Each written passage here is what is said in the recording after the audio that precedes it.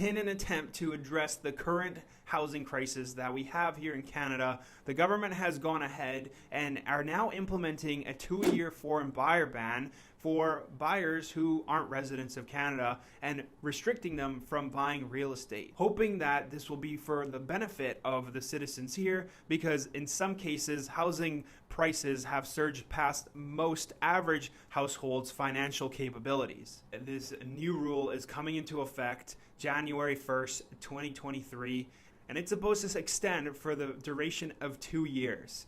Some of the restrictions in this rule are questionable because we've already seen loopholes in rules like this. So considering that there's already been some restrictions regarding foreign buyers, I don't think that, something new like this is going to really affect the real estate market more than it already has been affected by raising interest rates. The new ban will affect people who are not Canadian citizens, are not permanent residents, and are not protected under the Indian Act. It will also affect corporations that are not incorporated under laws of Canada and or the province, and corporations that are under the Canadian law but are not listed as a publicly traded company. Some exemptions for these rules are temporary residents under the Refugee Act, which include either sponsored residents or actual refugees. And if the foreign buyer is physically married to a citizen, they also get to bypass this rule. Temporary residents include people who are here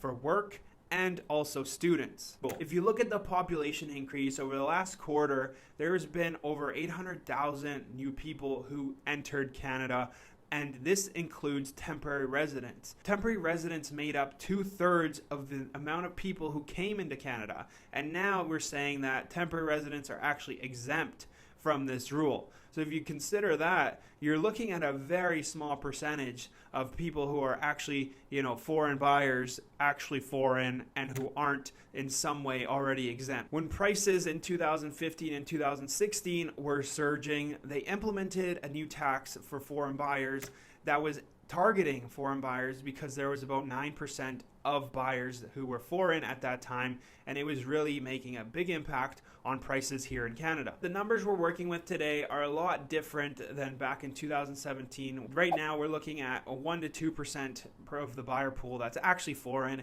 and that's not enough to really make an impact on prices. And as we've seen, they haven't even implemented this restriction yet, and prices have started to decline just because interest rates have increased. Something that I'd seen previously because of that rule that was implemented in 2017 is the actual investor wasn't investing in their own name. They were looking for friends, family, relatives who were either citizens or students. And that was the big issue we were having back then. And that was all based off of good faith of them actually reporting, which obviously they wouldn't because they're trying to work around the new loophole that is there. That being said, there is a fine of $10,000 for anybody who is caught aiding a foreign buyer when purchasing a property in Canada during this 2-year period. If you take into account the amount of foreign buyers who are recorded as foreign buyers, based on the numbers, you start to realize that since there's a small percentage of foreign buyers, the biggest impact is actually on domestic speculation rather than international speculation, right? People from other countries don't really see Canada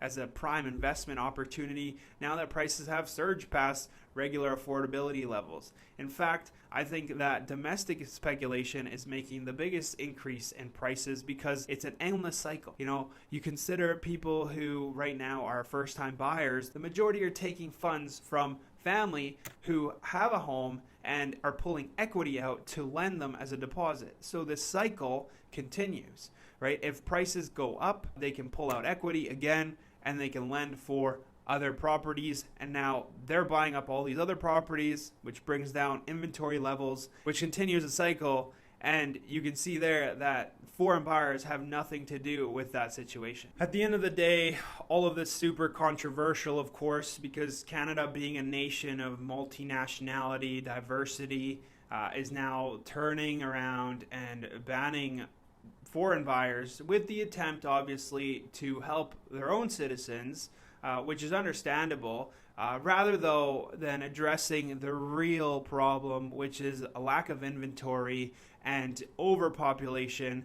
Now they are using forms of artificial intervention such as raising interest rates and now this foreign buyer ban, which we'll see if it even makes an impact. Like I said, again, because the interest rates going up is already making that impact. So I hope that makes things a little bit clearer for you. My name's Daniel. I'm that Langley realtor, focusing specifically in Langley, Cloverdale area of the Fraser Valley in BC, Canada.